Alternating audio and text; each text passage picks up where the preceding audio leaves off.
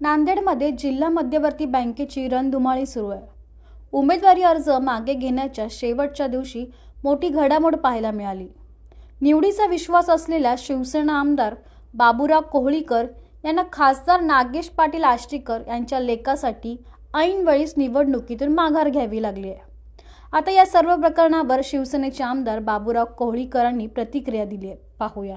नांदेड जिल्हा मध्यवर्ती बँकेच्या आज विड्रॉलची शेवटची तारीख होती, मागे घेण्याची शेवटची तारीख होती आणि मी हातगाव तालुक्यातून विविध सेवा सहकारी सोसायटीच्या माध्यमातून फॉर्म टाकला होता, परंतु आज मी विड्रॉल करून घेतलेला आहे, मागे घेतलेला आहे.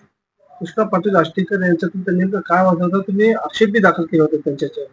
नाही, तसा वाद कुठलाच नव्हता, परंतु शेवटी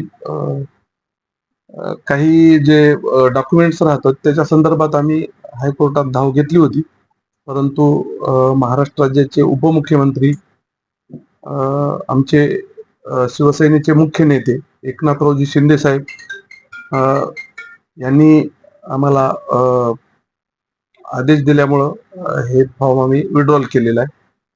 म्हणजे आक्षेप देतात ते माघार घेतली का न्यायालयातून?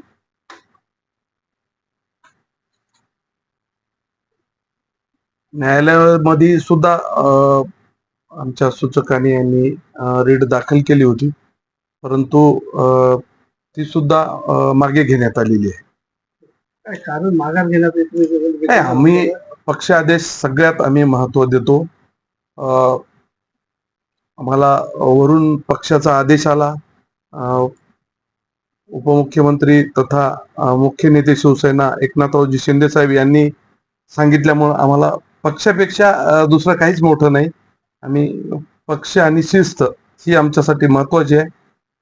साहेबांनी सांगितलं आणि आम्ही विड्रॉल करून घेतला आणि त्याच्यात दुसरं काही नाही. आता काय वाटतं, एकंदर बिनविरोध होण्यासाठी सगळे पक्ष विरोधक सत्ताधारी एकत्र आलेले आहेत, एकंदरीत आपल्याला काय वाटतं? एकंदरीत चित्र आता विड्रॉलच्या नंतरच आपल्याला समजेल, कारण नांदेड जिल्हा मध्यवर्ती बँकेचा हा विस्तार संपूर्ण 16 एकूण तालुके आहेत. खूप मोठा आपला जिल्हा आहे आणि हे विड्रॉलच्या नंतरच चित्र स्पष्ट होईल.